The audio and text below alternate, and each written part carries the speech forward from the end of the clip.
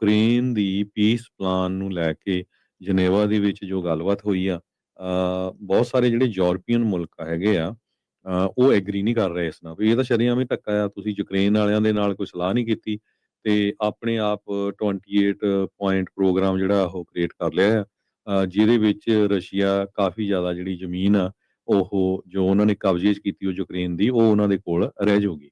ਸੋ 28 point plan ਨੂੰ ਲੈ ਕੇ ਜੋ ਰਸ਼ੀਆ ਦੇ ਯੂਕਰੇਨ ਦੇ ਪ੍ਰੈਜ਼ੀਡੈਂਟ ਜ਼ੈਲੈਂਸਕੀ ਆ, ਉਹਨਾਂ ਨੇ ਕਿਹਾ ਸੀ ਵੀ ਹੁਣ ਸਾਡੇ ਕੋਲ 2 ਚੁਆਇਸ ਆ, ਜਾਂ ਤਾਂ ਫਿਰ ਅਸੀਂ ਅਮਰੀਕਾ ਦਾ ਸਾਥ ਛੱਡ ਦਈਏ ਜਾਂ ਫਿਰ ਜਿਹੜਾ ਆ ਰਸ਼ੀਆ ਦੇ ਥੱਲੇ ਲੱਗ ਜਾਈਏ। ਪਰ ਯੂਐਸ ਦਾ ਇੱਕ ਡੈਲੀਗੇਸ਼ਨ ਜਿਹਦੇ ਵਿੱਚ secretary of state Marco Rubio ਹੋਣੀ ਤੇ ਇੱਕ ਯੂਕਰੇਨ ਦੀ ਟੀਮ ਜਿਹੜੀ ਆ led by head of presidential office Andriy Yermak, ਉਹ ਜਨੇਵਾ ਦੇ ਵਿੱਚ ਪਿਛਲੇ ਐਤਵਾਰ ਉਹਨਾਂ ਨੇ ਜਿਹੜੀਆਂ ਗੱਲਬਾਤ ਕੀਤੀ ਹੈ ਕੱਲ, ਯਾਨੀ ਕਿ ਫਾਈਨਲ ਪੁਆਇੰਟ ਹਜੇ ਤੱਕ ਜਿਹੜੇ ਆ ਉਹਨਾਂ ਦੇ ਬਾਬਤ ਕੋਈ ਜਿਹੜੀ ਐਗਰੀਮੈਂਟ ਨਹੀਂ ਹੋ ਸਕਿਆ ਹੈਗਾ। ਤੇ ਅਮਰੀਕਨ ਪ੍ਰਪੋਜ਼ਲ ਨੂੰ ਯੂਰਪੀਅਨ ਯੂਨੀਅਨ ਦੇ ਜਿਹੜੇ ਮੁਲਕ ਆ ਉਹਨਾਂ ਨੇ ਕਿਹਾ ਵੀ ਇਹ ਤਾਂ ਟੋਟਲੀ ਧੱਕਾ ਚੱਲ ਰਿਹਾ ਹੈਗਾ। ਓਲੈਕਸੈਂਡਰ ਬੇਵਜ਼ ਇੱਕ ਐਡਵਾਈਜ਼ਰ ਹੈਗੇ ਆ ਟੂ ਯਰਮਕ, ਉਹਨਾਂ ਨੇ ਫੇਸਬੁੱਕ ਤੇ ਲਿਖਿਆ ਵੀ ਜਿਹੜਾ 28 ਪਲਾਨ ਹੈਗਾ ਉਹ in the form in which everyone saw it no longer exist, ਤੇ ਕਹਿੰਦੇ ਵੀ ਇਹ ਚੱਲਣਾ ਨਹੀਂ ਹੈ। ਯੂਕਰੇਨ ਤੇ ਯੂਰਪੀਅਨ ਯੂਨੀਅਨ ਦੇ ਜਿਹੜੇ ਆਫੀਸ਼ੀਅਲਸ ਆ ਉਹ ਕੋਸ਼ਿਸ਼ ਕਰ ਰਹੇ ਆ ਕਿਸੇ ਨਾ ਕਿਸੇ ਤਰ੍ਹਾਂ ਜਿਹੜਾ ਇਹਦੇ ਤੇ ਵਰਕਆਊਟ ਕੀਤਾ ਜਾਊ, ਪਰ ਅਮਰੀਕਾ ਵਾਲਿਆਂ ਨੇ, ਟਰੰਪ ਐਡਮਿਨਿਸਟ੍ਰੇਸ਼ਨ ਨੇ ਇਹ ਕਹਿਤਾ ਵੀ ਜੇ ਨਹੀਂ ਐਗਰੀ ਕਰਦੇ ਤੇ ਅਸੀਂ ਕੋਈ ਇੰਟੈਲੀਜੈਂਸ ਜਾਂ ਹੋਰ ਸਪੋਰਟ ਦੇਣੀ ਜਿਹੜੀ ਆ ਉਹ ਯੂਕਰੇਨ ਨੂੰ ਦੇਣੀ ਬੰਦ ਕਰ ਦਾਂਗੇ। ਤੇ ਉਹ ਆਪਣੇ ਆਪ ਤੇ ਹੋਣਗੇ ਜਾਂ ਜਿਹੜੇ ਯੂਰਪੀਅਨ ਯੂਨੀਅਨ ਦੇ ਮੁਲਕ ਆ ਉਹ ਜੋ ਵੀ ਉਹਨਾਂ ਦੇ ਨਾਲ ਗੱਲਬਾਤ ਕਰਨਗੇ।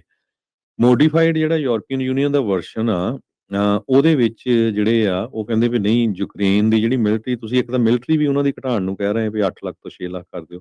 ਸੋ ਉਹਦੇ 'ਚ ਜਿਹੜਾ ਨਵਾਂ ਮੋਡੀਫਾਈ ਕੀਤਾ ਗਿਆ ਉਹ 'ਚ ਕਹਿੰਦੇ ਵੀ ਨਹੀਂ, ਫੋਰਸ ਤਾਂ ਉਹਨਾਂ ਦੀਆਂ ਸੇਮ ਹੀ ਰਹਿਣਗੀਆਂ 8 ਲੱਖ, ਤੇ ਜਿਹੜੀ ਟੈਰੀਟੋਰੀਅਲ ਐਕਸਚੇਂਜ ਆ ਉਹਦੇ ਉੱਤੇ ਵੀ ਜਿਹੜਾ ਵਰਕਆਊਟ ਹੋਊਗਾ। ਯੂਐਸ ਯੂਕਰੇਨ ਨੂੰ ਸਿਕਿਉਰਿਟੀ ਗਰੰਟੀ ਦੇ ਰਿਹਾ ਸਿਮਿਲਰਲੀ ਜਿੱਦਾਂ ਨਾਟੋ ਦੇ ਆਰਟੀਕਲ 5 ਦੀ ਤਰ੍ਹਾਂ ਹੈਗੀ ਆ, ਪਰ ਕਹਿੰਦੇ ਵੀ ਨਾਟੋ ਦਾ ਮੈਂਬਰ ਨਹੀਂ ਜਿਹੜਾ ਯੂਕਰੇਨ ਬਣ ਸਕਦਾ ਹੈ। ਜੀ, 28 ਪੁਆਇੰਟਾਂ ਤੋਂ ਘੱਟ ਕੇ ਹੁਣ 19 ਪੁਆਇੰਟਾਂ ਦਾ ਹਰਜੋਤ ਸਿੰਘ ਜੀ ਇਹ ਜਿਹੜਾ ਪੀਸ ਪਲਾਨ ਆ ਉਹ ਬਣਿਆ ਹੈਗਾ ਆ। ਫਾਈਨਲ ਜਿਹੜਾ ਡਾਕੂਮੈਂਟ ਆ ਉਸ ਦੇ ਉੱਤੇ ਅਜੇ ਸਾਰਿਆਂ ਦੀ ਸਹਿਮਤੀ ਬਣਨੀ ਹੈਗੀ ਆ, ਉਹ ਅਜੇ ਬਣੀ ਨਹੀਂ ਹੈਗੀ। ਸੋ ਜਿਹੜਾ ਇਨੀਸ਼ੀਅਲ ਸ਼ੁਰੂਆਤੀ ਦੌਰ ਦੇ ਵਿੱਚ ਜਿਹੜਾ 28 ਨੁਕਾਤੀ ਪਲਾਨ ਸੀਗਾ ਉਹਦੀ ਚੀਜ਼ਾਂ ਜਿਹੜੀਆਂ ਉਸ ਦੇ ਵਿੱਚੋਂ ਘਟੀਆਂ ਹੈਗੀਆਂ ਆ। ਸੋ ਲੱਗਦਾ ਨਹੀਂ ਯੂਰਪ ਵਾਲੇ ਜਾਂ ਯੂਕਰੇਨ ਵਾਲੇ ਉਸ ਨੂੰ ਰਜ਼ਾਮੰਦ ਹੋਣੇ ਸੀਗੇ। ਆਪਾਂ ਜਿਹੜੀਆਂ ਕੁਛ ਉਸ ਦੇ ਵਿੱਚ ਜ਼ਿਕਰ ਕੀਤੇ ਸੀ ਉਹ 28 ਪੁਆਇੰਟਾਂ ਦੇ ਵਿੱਚੋਂ, ਉਹਨਾਂ 'ਚੋਂ ਜਿਹੜੇ ਪੁਆਇੰਟ ਲੱਗਦਾ ਨਹੀਂ ਸੀਗਾ ਵੀ ਉਹਦੇ ਵਿੱਚ ਉਹਨਾਂ ਨੂੰ ਮੰਨਿਆ ਜਿਹੜਾ ਉਹ ਜਾਊਗਾ।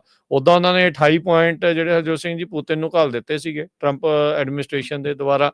ਉਹਨਾਂ ਨੇ ਕਿਹਾ ਸੀਗਾ ਵੀ ਸਾਨੂੰ ਜਿਹੜਾ ਉਹ ਮਿਲ ਚੁੱਕੇ ਹੈਗੇ ਆ, ਤੇ ਉਸ ਦੇ ਉੱਤੇ ਬਾਅਦ 'ਚ ਉਹਨਾਂ ਨੇ ਕਹਿੰਦੇ ਵੀ ਅਸੀਂ ਤੁਹਾਨੂੰ ਦੱਸਾਂਗੇ। ਪਰ ਮੈਨੂੰ ਲੱਗਦਾ ਆ ਵੀ ਉਹ ਵੀ ਪਲਾਨ ਵਿੱਚ ਹੀ ਧਰਿਆ ਧਰਾਇਆ ਜਿਹੜਾ ਉਹ ਰਹਿ ਜਾਊਗਾ। ਰੀਜ਼ਨ ਉਸ ਦੇ ਵਿੱਚ ਇਹੀ ਹੈ ਹਰਜੋਤ ਸਿੰਘ ਜੀ ਵੀ ਅਜੇ ਸਹਿਮਤੀ ਜਿਹੜੀ ਉਹ ਨਹੀਂ ਬਣ ਰਹੀ ਹੈਗੀ। ਸੋ ਲੈਟਸ ਸੀ ਕੀ ਇਸ ਦੇ ਵਿੱਚ ਅੱਗੇ ਬਣਦਾ ਆ।